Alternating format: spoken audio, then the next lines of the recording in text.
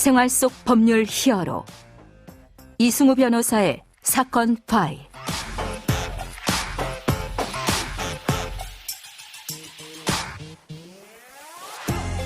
안녕하세요. 이승우입니다. 각종 사건 사고에서 여러분을 구해드리겠습니다. 오늘 열어볼 사건 파일 뉴스컷으로 만나보시죠.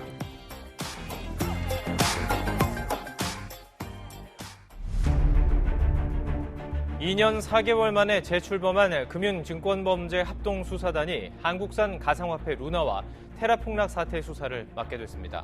한국남부지방검찰청은 오늘 특정범죄 가중처벌법상 사기 등의 혐의를 받고 있는 권도영 테라 금융, 증권, NFT, MPL 만만치 않고 어려운 단어들입니다. 증권범죄, 조세범죄 근본적으로 구조도 복잡하고 법 위반 사실을 밝혀내는 것도 아주 만만치 않은 과정입니다. 그렇지만 반드시 우리 사회를 지키기 위해서 해내야만 하는 그런 일이죠. 사건 파일 오늘 주제는 증권범죄합동수사단입니다. 범법인 법승 김정웅 변호사와 함께 알아보도록 하겠습니다. 안녕하세요, 변호사님. 안녕하십니까, 김정웅입니다.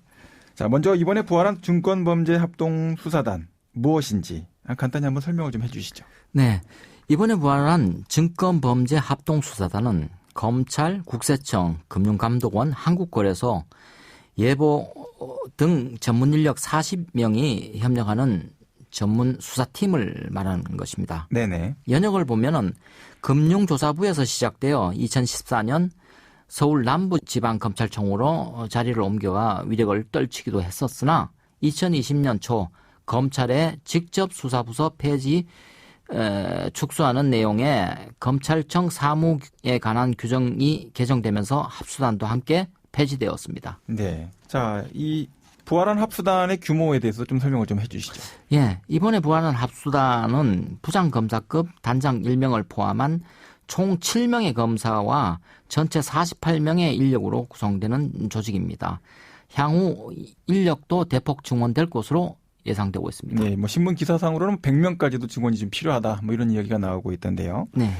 자, 최근에 터진 루나, 테라 코인 사건을 증권범죄합동수사단이 맡게 될 것이다라고 하고 있는데 이렇게 갑자기 부활하게 됐던 수사단이 이번 사건 수사를 잘 할 수 있을까요? 루나 테라 사안을 언급하기 이전에 예. 언급하지 않을 수 없는 사건이 있는데요. 네. 라임 자산 운용 사건입니다. 예. 한때 설정액이 5조 원을 넘어서는 국내 최고 금액의 사모펀드 운용사로 꼽혔지만 투자했던 해외 무역펀드에 부실이 일어난 사실을 숨긴 채 펀드 수익률을 돌려막기 한 사실이 밝혀지면서 문제가 불거진 사안입니다. 네네. 이로 인해 환매가 중단된 금액은 총 1조 6천억, 그리고 개인 피해자 4천여 명과 법인 피해자 581개의 회사가 피해를 입은 사안입니다. 예. 그 라임 자산 운용 관련된 문제가 그 코스닥 상장 기업이었기도 했고, 네. 또 투자했던 기업 자체가 상장 기업들을 투자하다 보니까 이 사모채권 매수 또 해외 해당 자금 관련해서 조달받은 그 비상장사의 부실 뭐 이런 것들이 다 숨겨지기도 하고 각종 여러 가지 그 부실채권 매입과 관련된 부정 방식, 연계거래 뭐 이런 것들이 문제가 됐던 것으로 보도가 나왔었는데요. 그 내용 관련해서 뭐 법인 자체로도 581개, 또 개인으로 봐도 4,000명이 넘는 사람의 피해자가 발생했다. 이렇게 보도가 된 바가 있습니다. 네.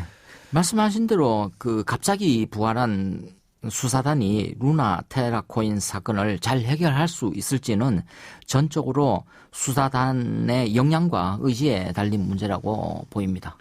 지난 그 폐지된 2년 동안 누적돼서 처리되지 못했던 금융범죄 사건 어느 정도 됩니까? 그 건수로는 300여 건에 달하는 것으로 알고 있어서 과연 이 인력만으로 밀린 사건을 효율적으로 잘 해결할 수 있을지는 지켜봐야 될 문제라고 보입니다. 네. 나를 지켜주는, 나를 도와주는 법 이야기. 이승우 변호사의 사건 파일.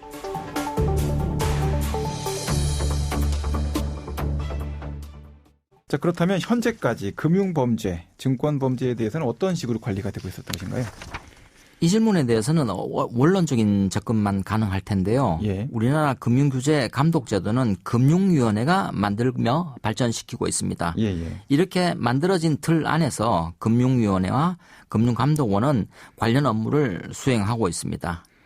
그리고 금융범죄의 수사와 관리에 관해서는 좀 조심스러운 표현이지만 지난 몇 년간은 진척이 없었다라고 볼 수 있겠습니다. 예. 이제 금융위원회가 중심이 돼서 아래에 금융감독원을 두고 있고 금융감독원이 사실상 자본시장 특별사법경찰관으로서의 역량을 가지고 수행을 하고 있다 이렇게 네. 보고 있고 그에 대해서 이제 금융범죄 수사를 협력하는 조직으로 경찰과 검찰 이렇게 분리가 되어 있었는데 이것을 통합해서 하나의 금융범죄, 증권범죄에 대한 수사 조직으로 합동수사단을 구성을 해서 일률적으로 이제 조사와 그리고 수사가 이루어질 수 있도록 한다라는 이제 취지로 보면 될 것 같네요. 네, 그렇습니다.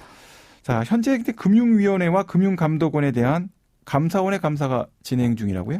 현재 감사원은 그 금융위 금감원에 대한 감사가 한창 진행 중에 있습니다. 네. 뭐 잘 아시겠지만 수사는 살아있는 생물과 같은 것입니다. 예, 예. 따라서 드러나는 사실과 증거에 따라 수사단의 수사 방향이 정해질 것으로 판단됩니다. 그 감사원에서 금융위원회와 금감원에 대한 이제 감사를 진행을 하고 있는데 지금 현재 합동수사단의 칼날이 혹시 금융감독원이나 금융위원회를 향할 가능성은 없습니까? 네, 모든 가능성은 열려 있는데 아직 뭐 수사 중이고 감사 중이기 때문에 조금 언급드리는 것이 좀 조심스럽습니다. 뭐 언론 보도에 따르면 이제 정치인이 일부 연결될 수 있다. 정치인에 대한 압수수색 연결될 수 있는 가능성이 높다. 이런 부분에 대해서도 의견이 나오는데 어떻게 네. 보십니까? 그렇습니다. 그 부분 역시 향후 수사를 통해서 밝혀져야 될 문제라고 생각됩니다.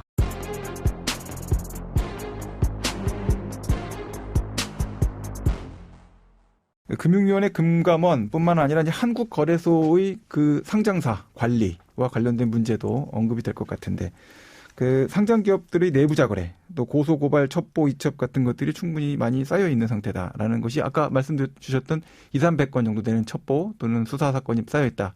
그 내용하고 일맥상통하는 내용인가요, 변호사님? 네, 그렇습니다. 역시 그 모든 가능성은 열려 있고 이 부분도 수사단의 의지와 영향에 달려 있는 문제라고 생각됩니다. 이제 50명이 안 되는 수사단의 인력만 가지고 과연 이렇게 많은 누적 사건들을 다 처리할 수 있다고 보시는지요? 그래서 서두에서 말씀드린 것처럼 이 부분 인력 보강 문제라든가 이 부분도 예상되고 있고 역시 그 향후의 수사 과정을 좀 지켜봐야 될 것으로 판단됩니다. 네. 그러면 오늘 사건에 담긴 법 이야기를 한 줄로 정리해드리고 실제 법적 대응과 자문을 이어나가 보도록 하겠습니다.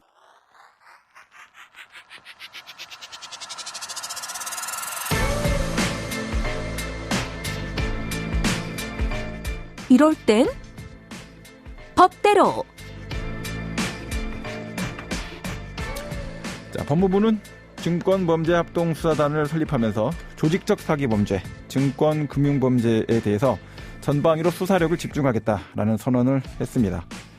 불법 공매도, 내부자 거래, 시세 조종 등 자본시장법 위반 행위들을 방지하고 처벌하는 그래서 검찰과 금융위원회, 금융감독원, 한국거래소 등이 불법 공매도에 대한 모니터링 시스템을 강화하고 수사 협력 체계를 갖추어서 처벌을 강화해 나가겠다, 수사를 강화해 나가겠다라고 선언하고 있습니다. 검사 구형도 상향 조정하고 범죄 수익 자체가 적극적으로 환수될 수 있도록 하는 조치도 취하겠다라고 설명하고 있습니다.